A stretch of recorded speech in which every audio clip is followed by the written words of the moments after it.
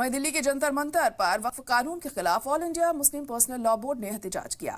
Delhi police ने एहतजाज की शर्तों के साथ इजाजत दी थी। सिर्फ 100 लोगों को शिरकत की इजाजत मिल सकी, जिनमें AIMIM के सदर असदुद्दीन ओवैसी, समाजवादी पार्टी के लोकसभा MP मौलाना मोहिबुल्लाह नदवी, कांग्रेस के लोकसभा MP इमरान मसूद और MLA आरिफ मसूद, उबैदुल्लाह खान आजमी, मौलाना तालिब रहमानी, सैयद कासिम रसूल इलियासी समेत कई दीगर लोगों ने शिरकत की। एहतजाज को खिताब करते हुए कई उलेमा और सियासी लीडरान ने वक्फ कानून की शदीद मुखालिफत और मजम्मत की।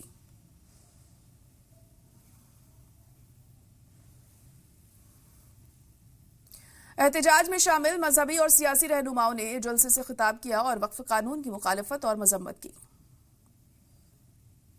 All India Muslim personal law board इस जंतर मंतर पर दोबारा धरना देने के लिए पहुंचा है।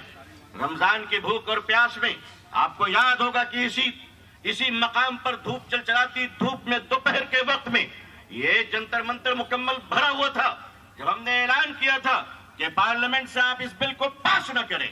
लेकिन माफ कीजिएगा, हमारी ये माननीय सरकार और आदरणीय प्रधानमंत्री जी और उनके माननीय मंत्री माइनॉरिटी अफेयर्स के ये जनाब, आप अच्छे लोग तो हैं, लेकिन आज जंतर मंतर पे ये पता चल रहा है कि लोग जब भी यहाँ आए बात करने के लिए तो उन्होंने एहसान किया है भारत